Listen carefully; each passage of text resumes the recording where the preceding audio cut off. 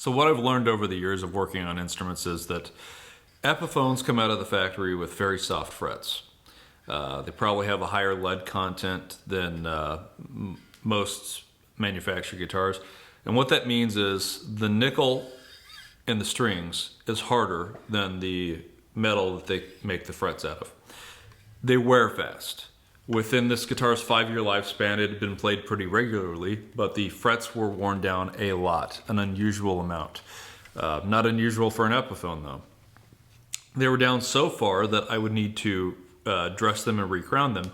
Unfortunately, there wasn't really that much meat left. I could probably get one dress out of the frets here. The downside with that is it's still soft and they're going to wear fast. So for 120 bucks, you're going to buy yourself a couple years. Whereas you could pay a little more, have it refretted, and the frets are going to last you a lot longer. So let's say you go from that $120 fret dress and you decide to bump up, spend about 300 bucks and get a refret. Well, here's problem number 2. With the foundation of this house, the wood that supports this fret is a completely different piece of wood than the wood that supports this fret. What does that mean to you? Well, think of wood like a sponge. It expands in water or high humidity in the air. It absorbs that humidity and it expands more. And when it's dry outside, that humidity leaves and it shrinks down. 2 pieces of wood shrink and contract at completely different ratios. Similar, but different. Now what that meant is the wood that supports this fret, because this is a different piece of wood. If my finger is a glue joint, imagine that. Proctology practice here. Sorry. Where was I? Okay, so my finger's a glue joint. Getting distracted. Hey. The headstock wood and the neck wood are completely different pieces of wood. And so the wood that supports this fret shrank more than the wood that supports this fret, which meant this fret was down really low compared to this fret. So far down that if I had leveled the fingerboard with the frets on it, this fret here would have been down on the wood. That's pretty extreme. But it's not uncommon with import instruments with scarf joints. Some companies are better about building them with seasoned wood than others. This company, not so good. I've seen a lot of other brands. Let me dog on like Ibanez. I've opened a lot of brand new Ibanez low-end guitars that have an S-curve right out of the box.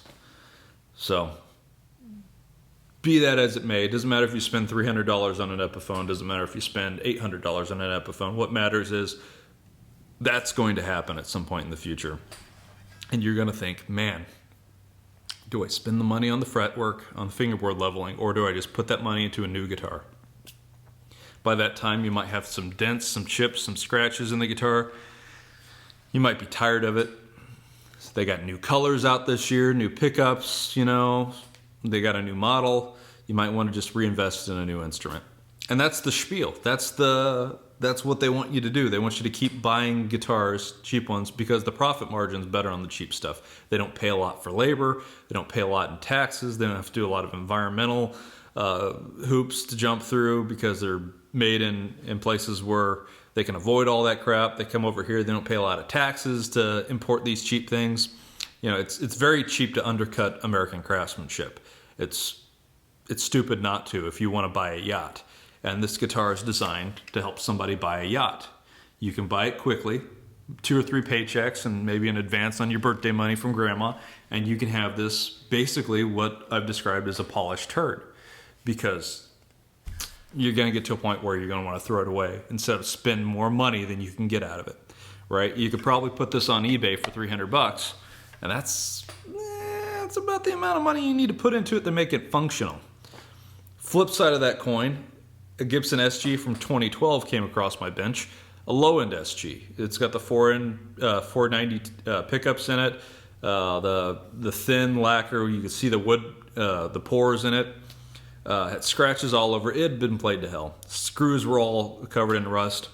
It had some love, but the frets, perfectly flat. They really didn't even need a crowning. For a guitar that had been played that much to not need any fretwork after 2012, it's 2020 now. That's 8 years. That's a good value. And there was so much fret wire on that guitar that it could get 3 or 4 dresses, maybe more. It depends on how often you get the dresses done, how anal you are, but that is a good value because that guitar was about $1,000, $800. Sometimes Gibson has a special that I've seen them as low as, $650 for a USA made Gibson that's ugly. So, but it's ugly quality, right? The quality is good, the guitar is ugly. The quality is crap, but the guitar is pretty. Polished turd versus unpolished good stuff. Put that on a t-shirt. So think about that when you make your purchase. Maybe look for the ugly thing because you want the foundation to be right. You don't want to come to me and have me give you bad news about how much money you're going to have to spend on your guitar. So that's your education for today. Go forth and apply that to your daily activities.